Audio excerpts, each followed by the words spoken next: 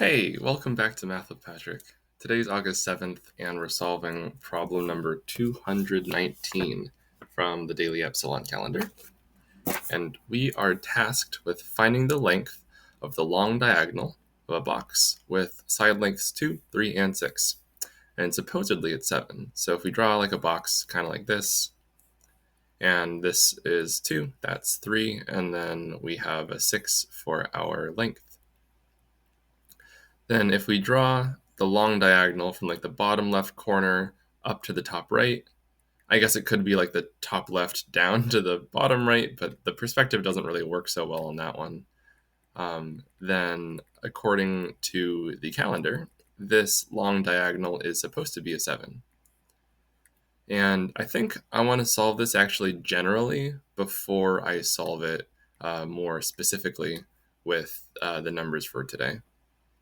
So let's pretend for a sec that we have another rectangular prism and we don't know its sides. Let's just call them A, B, and C. And we want to try to find a method to figure out that longest diagonal from the bottom left corner to the top right. Essentially, this is just two Pythagorean theorems on top of each other. You could think about, say, this long diagonal as being part of this right triangle. And this angle right here is a right angle because as a rectangular prism or a box, this vertical side is exactly perpendicular to the flat base. And we could like Pythagorean theorem this guy. I do know that this side right here is A. That's just the height of our box. But I don't have much information about this base diagonal here.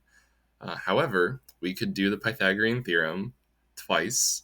And the first time we would do it is actually right here on this right triangle that we created in the base of our box.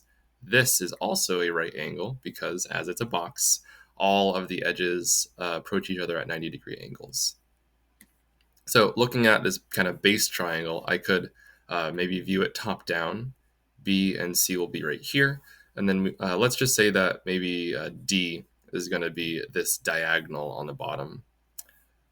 Pythagorean theorem says that b squared plus c squared equals d squared. So d is going to be equal to the square root of b squared plus c squared. And now I can Pythagorean theorem the bigger triangle by doing another Pythagorean theorem. I will take this bottom side, which is the square root of b squared plus c squared, and square it, add it to a squared, because I'm just doing both of the sides squared, adding it up, and that's going to be equal to the very longest diagonal of the box, which maybe we'll use a capital D for, the longest diagonal squared. And squaring it just because, Pythagorean theorem says that you square all these things, you add up the legs, and then you will get the hypotenuse squared. So the square root that I applied earlier here to get an expression for D gets immediately canceled out by this square right there from the Pythagorean theorem. And now we get a very nice and easy formula that the square of the longest diagonal is the sum of the squares of the other three edges. So if we want to isolate D, we could once again just take the square root of both sides, and we get a squared plus b squared plus c squared.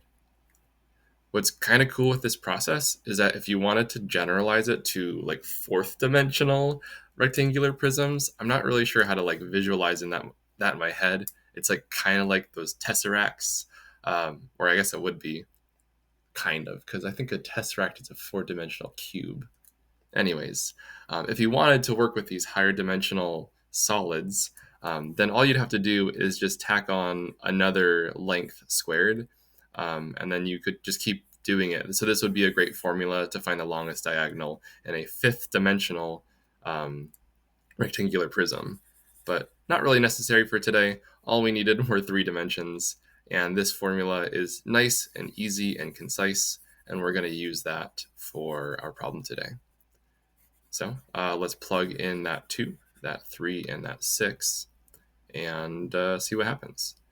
So our longest diagonal is going to be equal to the square root of 2 squared plus 6 squared plus 3 squared. Not really sure why I did it out of order there, but oh well. this will be the square root of 4 plus 36 plus 9. I can quickly see that the 4 and the 36 make a 40, so then I get 49. And then 49 is the same thing as 7 times 7, so this does check out that the square root of 49 is 7. So it's kind of cool, actually, that you have all these whole number measures in a box with side lengths of 2, 3, and 6. Because you can imagine if you pick different numbers and you do this arithmetic, you're not going to always end up with a square number here. So it's kind of neat that we do get a whole number of inches on the long diagonal. So there you go. That is our answer for today. And you can use the general formula whenever you encounter a problem like this with different numbers. So hope you enjoyed, and I'll see you tomorrow. Bye.